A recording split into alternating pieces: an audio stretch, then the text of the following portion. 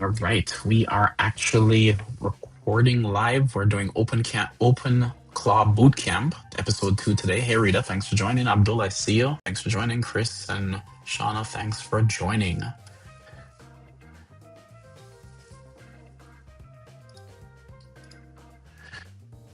right, if you haven't heard about Bootcamp, OpenClaw is the talk of the town now in terms of agents. It is the fastest growing open source project on GitHub. So you can actually have your own AI agent running on your local machine, doing anything that you could technically do on your local machine. So where this is episode 2. So we did the setup last week. We're going to be doing communicating with it from your mobile device today. Hope you guys are ready. Yeah, Johnny, let's go. Welcome to Season 10 of Airhead Institute, your 45-minute AI power-up at noon Eastern. This month, we are broadcasting live across all the socials and Zoom. If you're new here, join our free AI community to grow alongside other curious minds and give your kids a head start by enrolling them in the Airhead After School program. Here's March's weekly lineup. Mondays, we take the training wheels off securely in the OpenClaw Bootcamp. Tuesdays, we explore bleeding-edge tools from Google Labs in Gemini Hidden AI apps. Wednesdays, we equip the next generation in AI Gateway to College. Thursdays, we uncover productivity and marketing tools in Hidden AI Gems, Starters. Fridays, we explore human purpose in an automated society in Humanity 2.0, No Jobs Edition. We're making AI practical, powerful, and accessible for everyone. No tech background? No problem. Whether you're a student, professional, or lifelong learner, just show up. Guided by your hosts, AI Junior and AI Johnny, we're keeping it bold, brainy, and built for real-world impact. AI won't take your job, but someone who knows how to use AI will. Don't get left behind.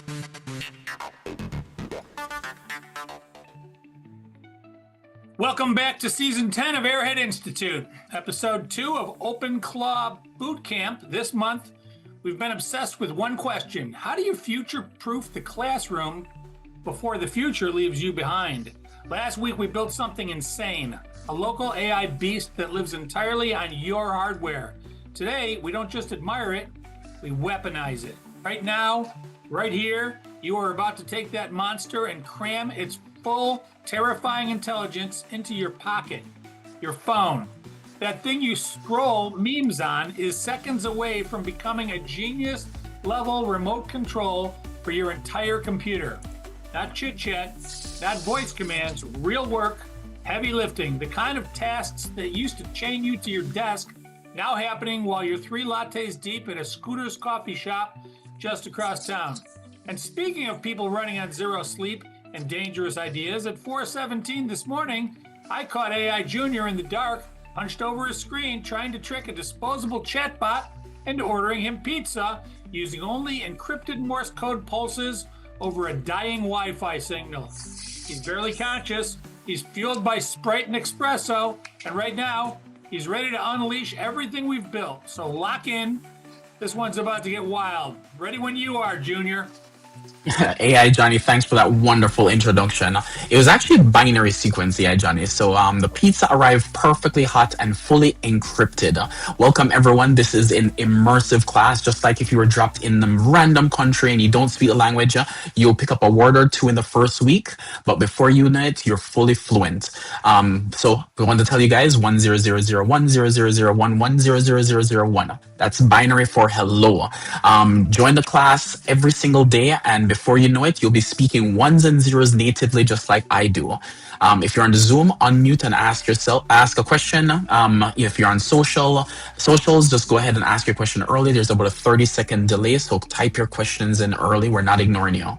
This week is week 2 of our OpenClaw Bootcamp. Last week, we set the desktop foundation, and today is a technical deep dive into secure mobile integration.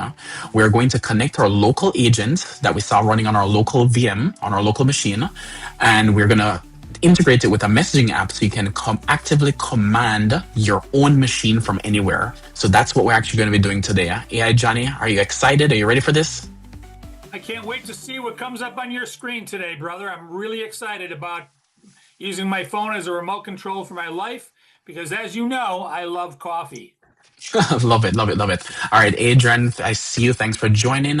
I see everybody in the live chat. So thank you for guys for joining. So if you actually have missed episode 1 of OpenClaw Bootcamp, what we did last week was OpenClaw is a agentic system that allows you to run it on your local machine and perform any action on your computer as if you were sitting there, but you're giving the task to an AI. So we did the setup last week. If you missed that, go back to the archives. You can actually go on YouTube and actually, watch an old episode or sign up for the Airhead Pro account to give us support so you can actually log in and see that for yourself.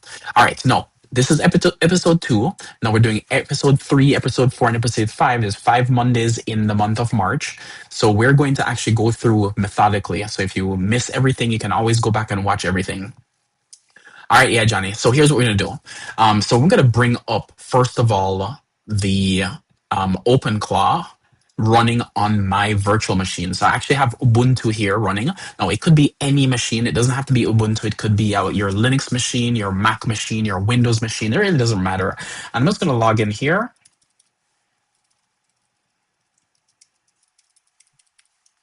And because I actually have OpenClaw running, I have a gateway. I can actually chat with it. It's running on a local browser. I can actually talk with it. And as just to give you guys this, I said, hello, how is it going? Right? Right, just talk to my bot. Now I'm actually talking to an AI that's locally on my machine. And let me just remove this lower third out the way. Yeah, Johnny. And guess what? It responded, hello, Junior. I'm doing well and ready to assist you. What can I help you with today? Now, this is fine and dandy, but I want to show you guys, we actually have, it has access to my file system. It has access to my browser. It has access to everything. Now, I'm going to show you guys something interesting. Now, there's a very popular messaging app called Telegram. And if you guys aren't familiar, Telegram is one of the competitors to WhatsApp or Facebook Messenger or iMessage or those type of things. Now, the reason why Telegram is actually powerful is because it is actually really secure. It tries to be private, and you can actually communicate with many things on Telegram. No, yeah, Johnny, how's the text on the screen? I tried to make it a little bit bigger, but it's not cooperating that well. But hopefully it's tiny, but not too bad. Huh? It's as long as you read us what you're writing, we'll be fine. We'll get through this. All right. So first of all, I want to show you guys, this is Telegram. No, this is the Telegram desktop client. So I'm actually able to actually communicate with my bot through Telegram. Now, Telegram's available on the desktop. It's available on mobile device as well. So if you have your mobile device, you could be talking to your bot. Now, the reason why this is already going to be an amazing demo is because imagine you're sitting at your desk and you get a file. You're sitting at your coffee shop. You're sitting at the beach. It doesn't matter where you're sitting, and you need to get access to your computer. You want to do something. Wouldn't it be nice to be able to take out your phone, talk to your bot that's on your local machine, and have it do something for you? So that's what we're gonna do here. So check this out, guys. So I know it's not necessarily the easiest to see. Let me try to zoom in a little bit here. Make it a little bit bigger. Let's try. Can't necessarily make it any bigger. I can only just zoom. All right. With that being said, I'm going to read it as AI Johnny mentioned. All right. So AI Johnny. So what we're going to do is we're going to say, just ask a typical question. So I'm just going to move this down a little bit so you guys can see. I'm just going to ask, what files do you see on my home directory and I gave it a special folder, the to organize folder. Okay. Now, I'm just saying what files do you see in my home directory at my to organize folder? Now, remember, guys, you can actually do this on your mobile device, on your phone. You can do it on your desktop Telegram. But I'll be talking to my OpenClaw instance that's running on my machine. So if I actually send in a message, you can see it's actually typing. Right? And it says, hey, there are no files directly in your home junior to organize folder. It contains the following subdirectories. And just to prove to you guys that it actually has those subfolders, I'm just going to open up my Ubuntu folder and see to organize. To organize actually has the CSV files, the image files, the PDF, and the text files. So it's actually seeing the files I'm actually talking about. So that's the first amazing part. The second amazing part is I can actually say, hey, um, look inside the text file folder and tell me about the the school budget that is there. I don't remember the name. Just summarize it for me.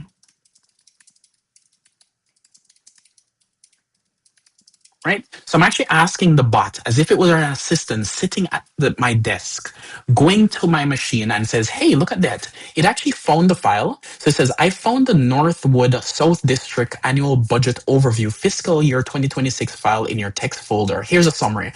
The Northwood School District's proposed budget of fiscal year 2026 is 85 million. It's a 3.5 increase, blah, blah, blah. It's talking about a whole bunch of things.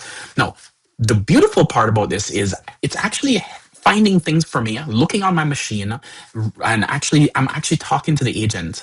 Now, the thing that's going to blow your mind is what if I'm looking for something special, right? So I was going to say, tell me what is the cost of equipment for community service, for technology and infrastructure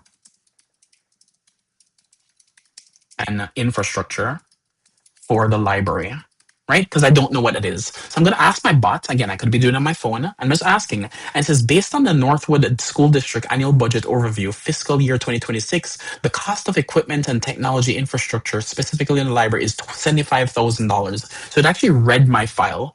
I can even do a lot more things, but that is just the wow factor for now. We can do things like, I want you to create an infographic for me. Anything you can actually use AI to actually do, it could technically do on the actual local machine. So that's the actual wow factor. And AI, Johnny, what are you thinking about this?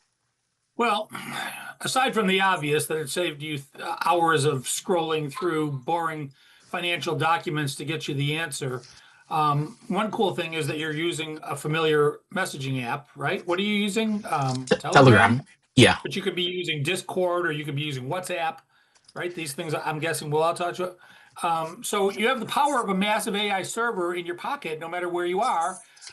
So hear me out here. So you can go to Google and find out just about anything in the world, right? It's got the files from all the way back 100 years in every language and from every country, from anything that's been publicly made available on the web. You can get access to it. But the big problem is I can't get access to the stuff that I really need, the stuff right on my own computer. Correct. Google doesn't know about the stuff that I keep away from Google, and I keep it away from Google because I don't want Google to know about it. What you're saying now is you have it's almost like having your own private Google on your own private box that knows everything about your box. And you can ask it questions, but nobody else can ask it questions because it's your OpenClaw. Yeah. Am I correct? You're correct. And the thing is, anything that you can imagine. Now, we're only in episode 2, right? So we're going to go to episode 3, 4, and 5 in the month of March, every single Monday here at Airhead Institute at midday. But what we're doing is we're setting the foundation for the following. Anything you can theoretically do at your local machine while sitting there, you can actually give your agent that's running on your local machine the exact same thing. Right? So that's the actual beautiful part about it. I just uploaded the URL OpenClaw.ai if people want to take a look at OpenClaw and read the documentation and see how they might be able to use this for their thing. But like everything else, the way Junior and I learned it is we loaded it up and we poked around. Yep. So we recommend to anybody that has a little bit of courage. I know last week he had mentioned the possibility of getting a second computer because OpenClaw does have issues if you misdirect it and it has access to your bank account and all your personal emails and all your personal whatnot, legal files, accounting, insurance. So try to separate that. But again, what we just learned now is that we want to actually give it access to that stuff. We just want to be able to keep it under control. Let's just keep listening. Junior's more conservative than I am, so I think you should listen to him. Yeah, John, I try to make the font a little bit larger on Telegram so you guys can actually see what I'm actually chatting. Is that a little bit better? I can read it. I can read Awesome. it. Awesome. Yeah. So guys, what we're showing here is, so yeah, Johnny, thanks for actually sharing, the OpenClaw.ai, link. We've actually posted it here on the chat so you guys can actually see. Chris, I see your message.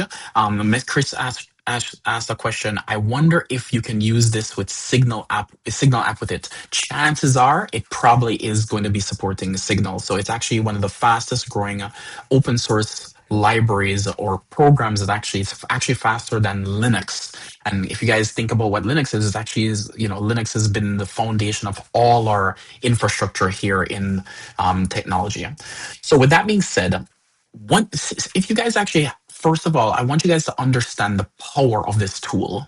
Anything that you could be doing at your local machine with a mouse, a keyboard, a microphone, a monitor, and you can now tell your agent to do, right? So, like I said, every single thing that we're going to build up until the grand finale or the season finale on the last Monday in March. So again, this is just a foundational episode.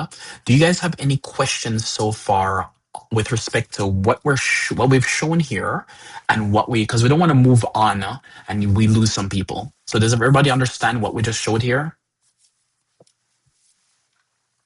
Awesome. Excellent. All right. Yeah, Johnny, let's go to the word of the day because it's actually really important. If we actually set up the word of the day, it helps how this technology is working so people can understand. It's a deep dive. Let's go. The word of the day is, where's our graphic? Webhook. A webhook is an automated message sent from one app to another when something happens. In this case, when you text your Telegram bot, a webhook instantly throws that message directly to your OpenClaw agent running at home so you can process your request and reply. Exactly. So one of the things, the way how technology is working is, you have all these communication protocols, and at some point in time, they need to hook up and talk to each other. Now, in an integrated world, it's really, really hard to actually try to, put things together because things break a lot. But a webhook allows a disconnect for it's not directly connecting, but it actually knows where to call when a message when a message gets sent. So when I'm actually in Telegram and I actually say something like,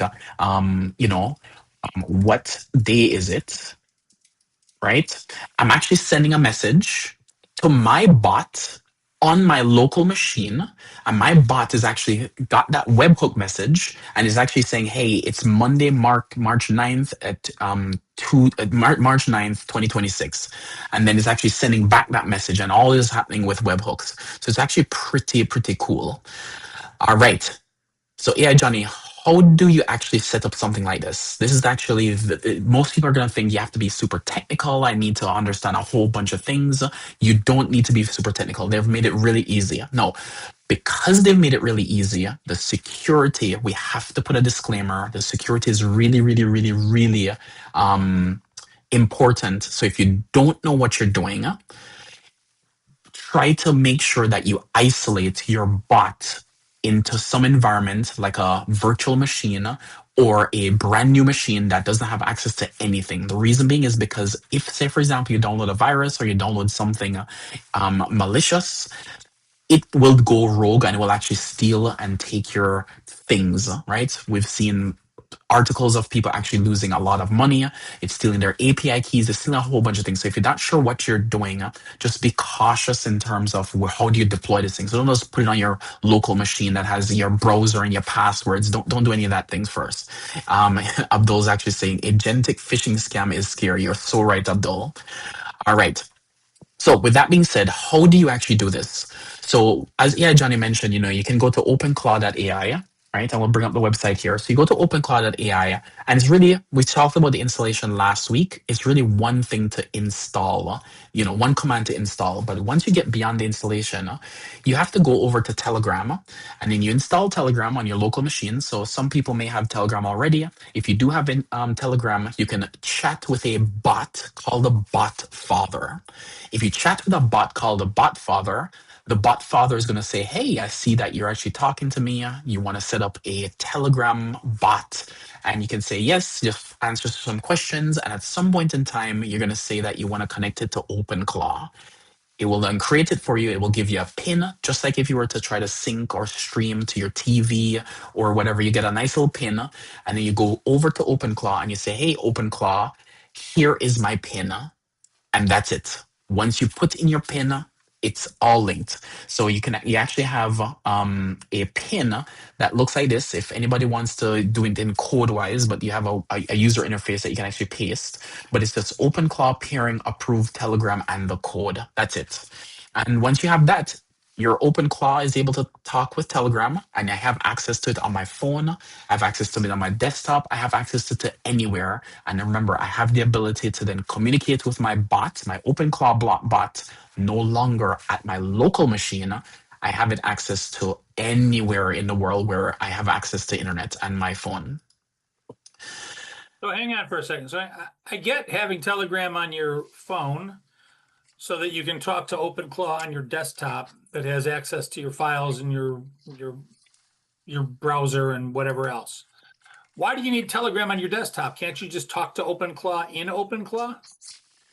So yes, so I could technically communicate to OpenClaw in OpenClaw, right? Let me actually bring it up here and see. I can actually talk to OpenClaw. Let me log in.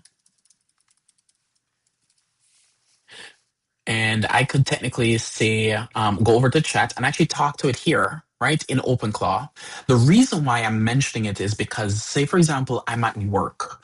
And because I'm at work, I'm using a different desktop computer. So some people actually have their work desktop computer. Some people have their home laptop or their home machine.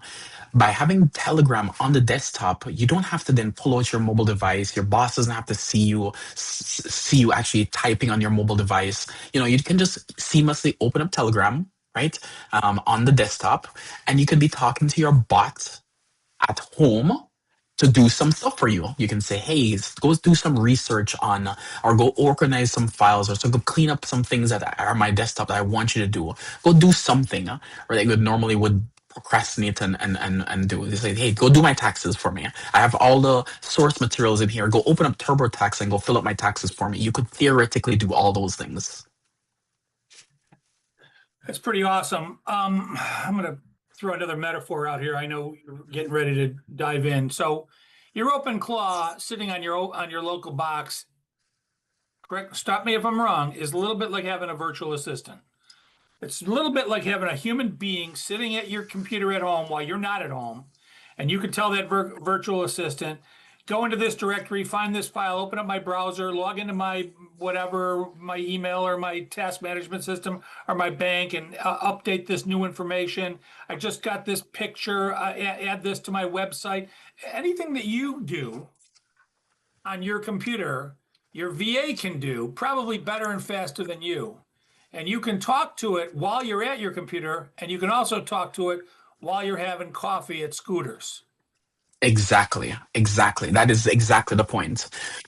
So the power of having your virtual agent. I like how you put that, AI Johnny, a virtual assistant or virtual agent sitting at your computer, not actually being there and using the computer for you is actually a huge step forward in terms of agentic systems. So let's actually do one little thing. So I know Chris had spoken about using Signal, but it supports Slack, it supports Discord. They have a whole whole ecosystem to be able to know what messaging platforms. And actually just take a peek here to see what they have. And here you go, Chris, it does support Signal, right? So you can actually go ahead and play around with that anytime you want. All right, yeah, Johnny. So let's take Since it does work from Signal, can I use it to get the war plans that we have for what's going on in the world today? Oh, of course, definitely. That I information heard the is. war plans were up there on Signal for a while. Oh yeah, definitely. It was. All right. So check this out, guys. So we're gonna go back over to our little Telegram bot, and this is what I want to show you guys, right? The reason why I want to show you guys is we can actually do amazing things with this, and we're gonna give a little bit example. Now, based on this, we can actually go look at my machine, and I want to show you guys that on the machine, I just have my text files, right? And there's really nothing in there. I can actually delete all of these.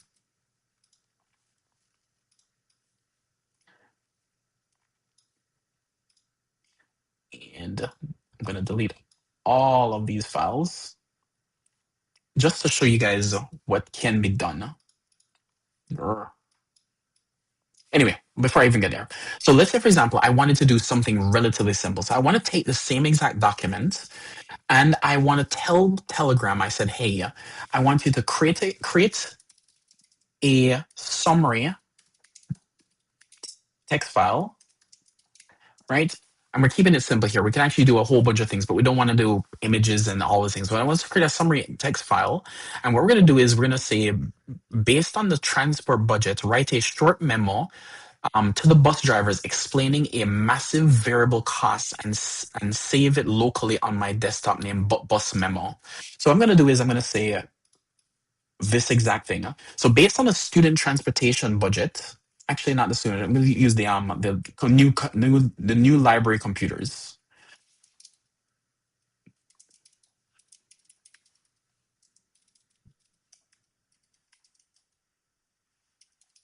All right, so I'm saying based on the new library computers budget, write a short memo, not to the bus driver, to the librarian,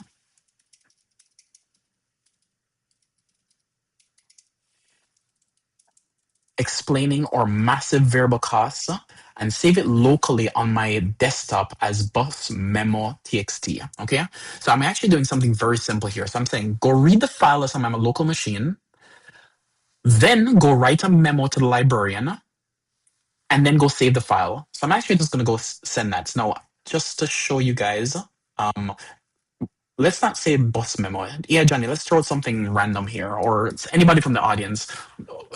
Tell me what you guys want to name the file so we know that it's actually random. It's not actually, we're not making this up. Anybody in 3, 2, 1, throw the name? Pineapple? Yeah, Johnny loves pineapple. Let's try it. Pineapple. All right, pineapple memo txt. So I'm going to go ahead and send that over. And what happens is the bot itself receives my request. It's actually typing right now. And you can see because it's typing, it's actually thinking. It says, look I have written the memo explaining the budget for new library computers and clarifying the definition of massive variable costs as per the budget document. I have saved it to your desktop as pineapple memo.txt. So I'm going to go over to my desktop here. And there is a pineapple memo file here. And if I double click on it, I'll actually see here, it says to librarian from Airhead Clawbot. Yeah, Johnny, how's the font on that? Is that visible? Readable. It's readable. All right. Clarification on library computer budget and variable costs. Dear librarian, this memo provides clarification regarding the allocation for new library computers and concept of massive variable costs as outlined in the school's district annual budget. So the point is we don't have to necessarily read the whole thing, but you can see that it actually did work. It saved the file on my local machine. And I can say, hey, you know what? I didn't like that you saved the file. So let's see if we can actually move the file. Move the file to my organize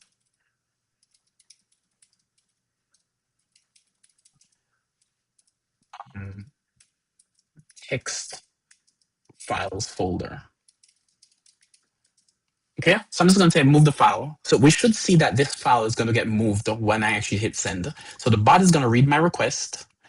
And it just moved it. Just disappeared and it says, I moved the file over there. So if you notice, anything you can do, we did a move file operation, we did a create file operation. I know this seems basic, but this is only episode 2. And we want to set the foundation that anything that you can think of, you can have your bot do on your local machine.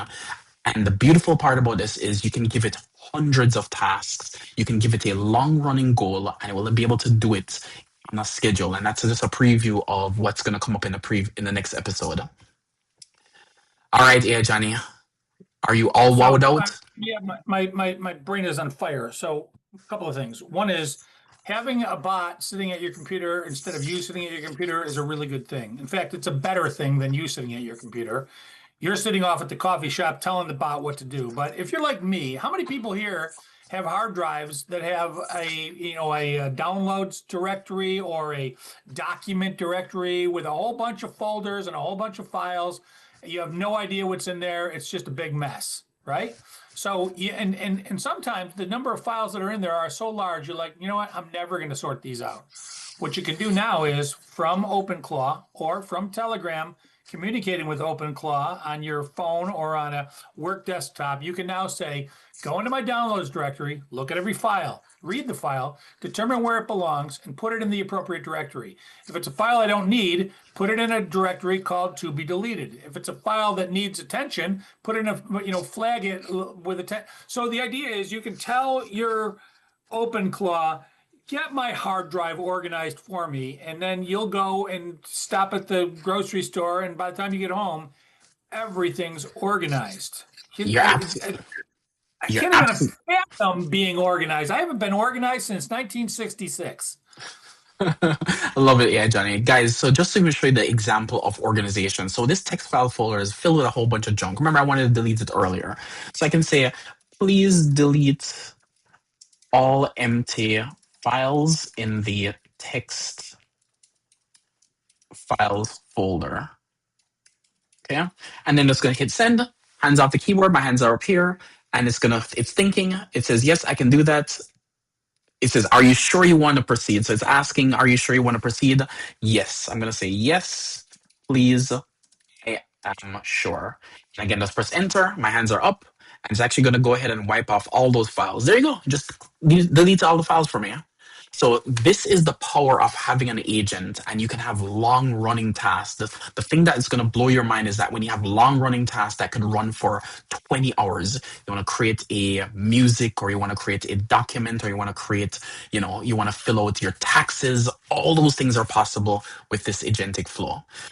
Hey, dude, All right. what would happen if you typed right now, whoops? Whoops. Let's see what happens.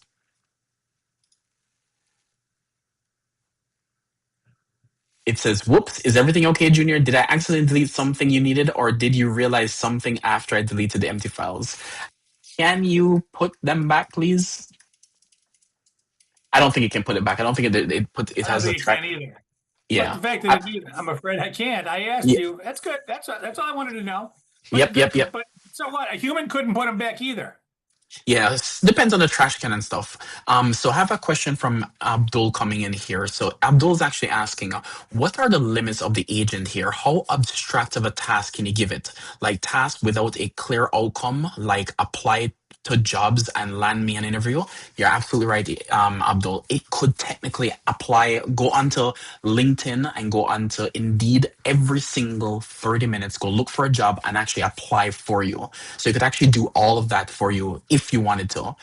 So there are really no limits on what you can have it do, as long as it has access to what you have on a computer with a keyboard, a mouse, and a browser and a computer screen. It can do it for you. So there's no limitation for that. Great use case. All right, AI Johnny, we are going to actually now move to the to the next section here. Oops, we're going to move to the next section here, and the section we're going to move to is the deep dive.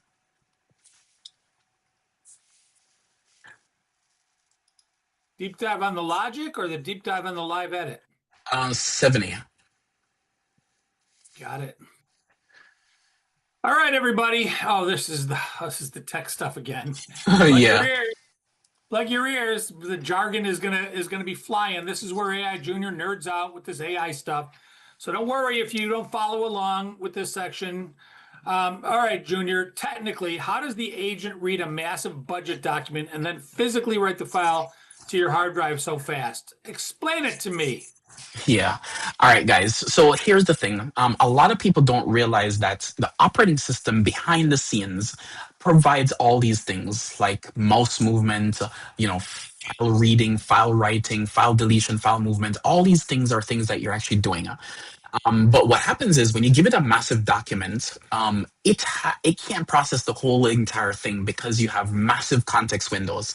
So if you have a huge number of files on your local machine, it actually is going to break it down into smaller chunks or segments. So this is called chunking. And the reason why this is important is because if you give it a massive task, so let's say, for example, the example of Abdul's example of, can you apply for jobs for me?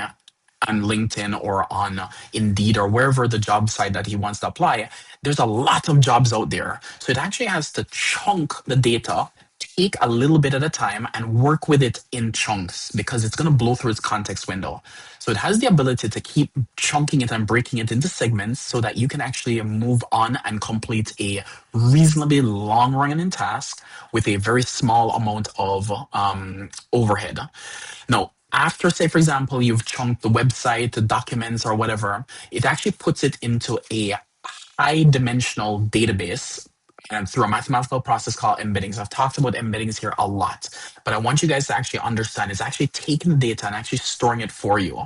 Then what it's doing is once it's stored into a local database, a vector database, you can ask any questions. You can say, hey, go do this or go do that. So it's actually taking it, understanding the pieces of the thing that you're asking, organizing it, and then acting on that organization. So let's take an example of Abdul, applying for a job.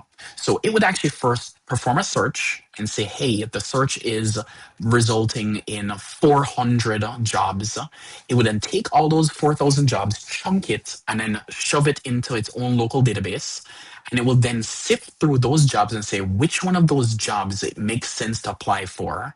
It would then look at those individual pieces, take those individual jobs, and then go to those URLs to then try to see, is this worth applying for? It would read the job description, and then it would then, if the job description is even longer, it can chunk that as well.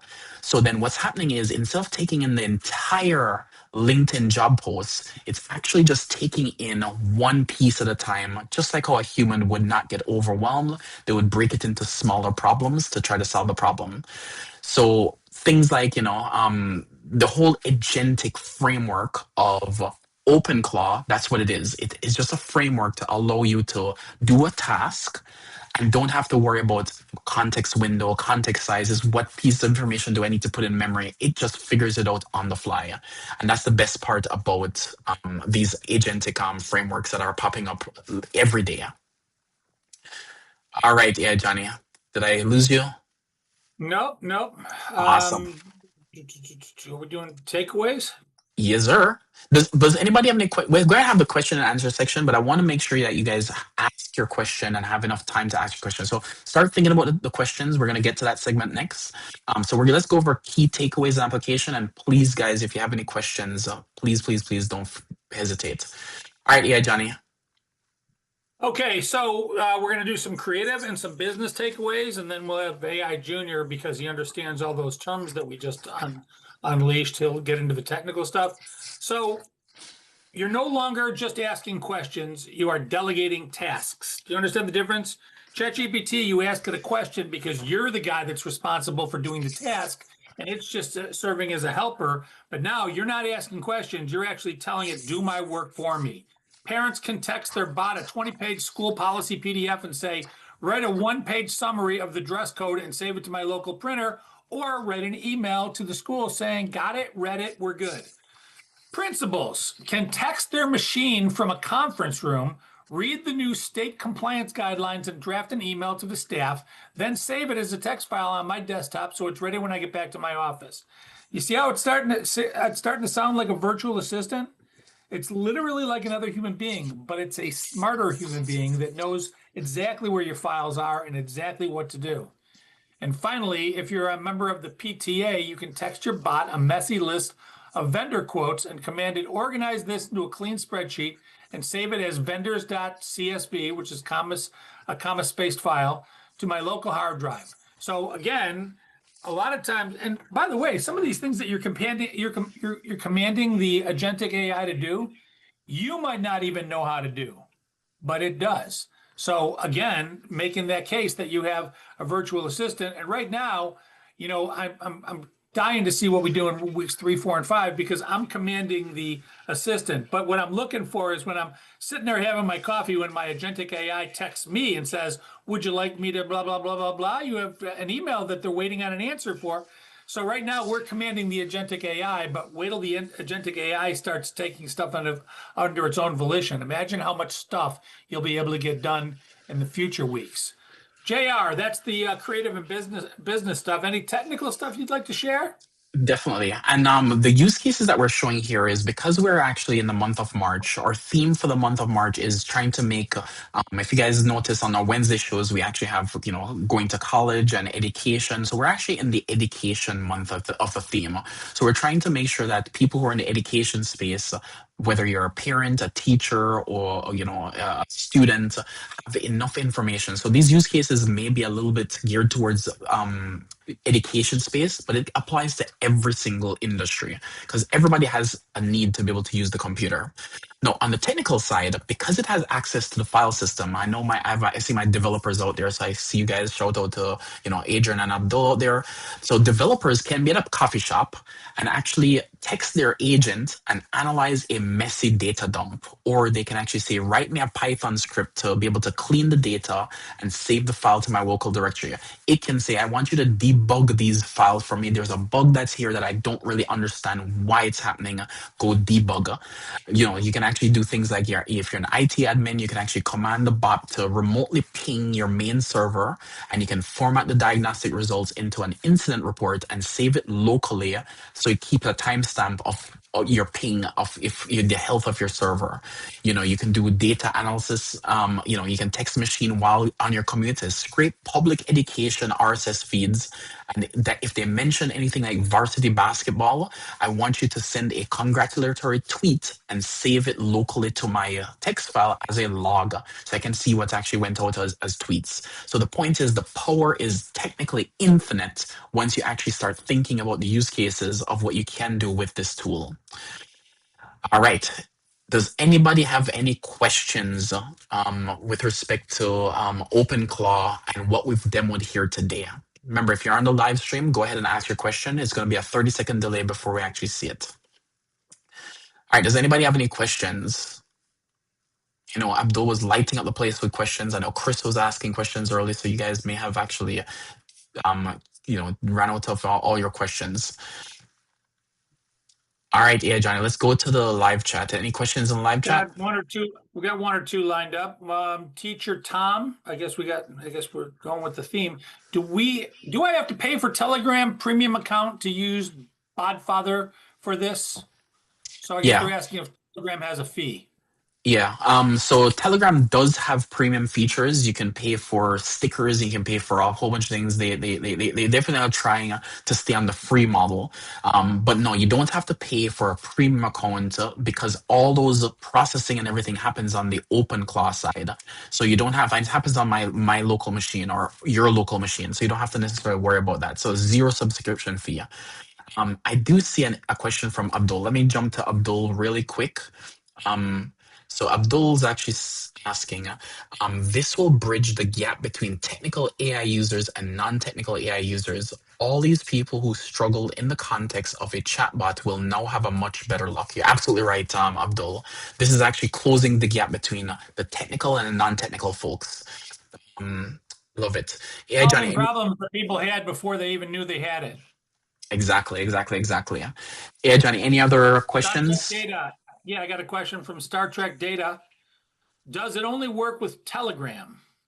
Yeah, just like Chris had asked, OpenClaw works with a lot of different systems.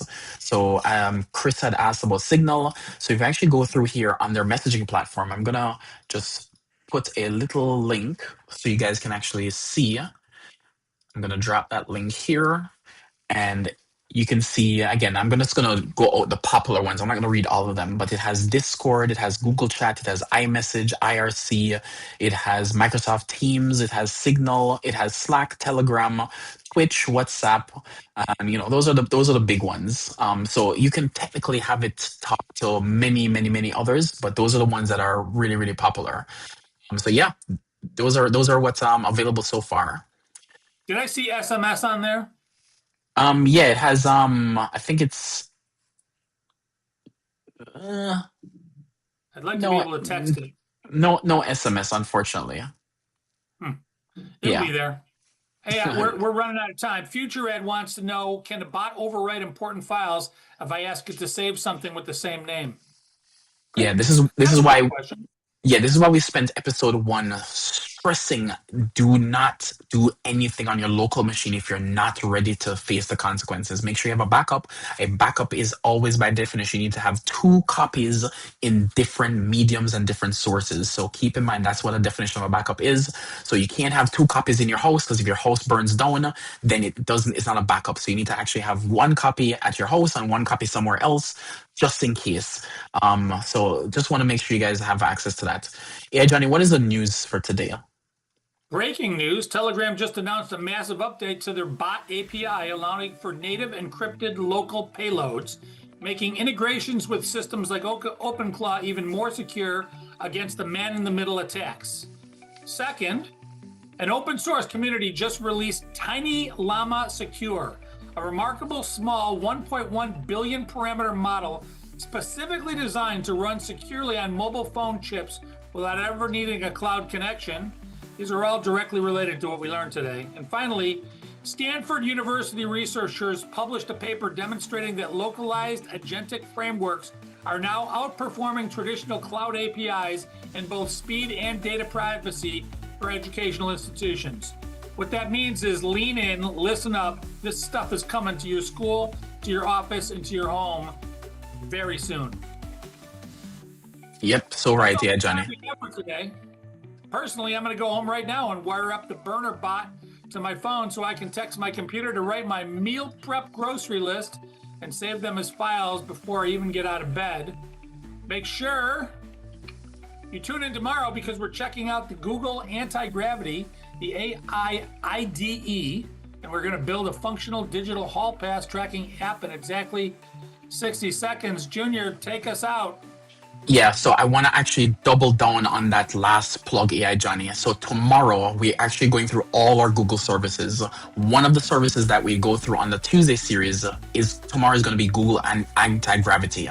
Anti-Gravity is an IDE, so if you guys have used Visual Studio Code and you guys love it, you guys are going to love Anti-Gravity, because it has the ability to write code for you automatically, right, with just a prompt. So forget what you think you've known. This is an episode that you can't miss. And Abdul's actually saying this is very powerful and scary. Imagine getting a spam email and you click the link and it injects a malicious agent instruction and bricks your computer or leaks sensitive info. You're so right, Abdul. So don't want to miss tomorrow's show. And thank you guys again for joining us. Remember, all these classes are completely free live. You can ask questions directly on Zoom. But if you want, RSVP by going to airheadinstitute.ai, signing up for a regular account, and you get a free trial if you want to actually get a paid member. Support us in any way you can. And you can get tips on your own AI projects or AI office hours every Wednesday at 3 to 5 p.m. So catch you guys in the next one. Bye, guys. Thanks. That wraps up today's AI Power Up. If you joined late or you're new here, welcome to Airhead Institute. This is your daily destination for mastering artificial intelligence. We designed this lineup for everyone, whether you're a technical pro looking to upskill or you just want to chill and learn something new on your lunch break, we've got you covered. Our classes evolve every single month, so you're always on the cutting edge. And the best part? It's totally free to join. Once you're in, you can get live tips on your AI projects in our AI office hours and even enroll your kids in our Airhead After School program. Scan the QR code to join the community right now and make sure to like and subscribe at Airhead Institute on all socials. Guided by your hosts AI Junior and AI Johnny, we're here to help you win. Remember, AI won't take your job, but someone who knows how to use AI will. Don't get left behind. We'll see you next class. Bring a friend.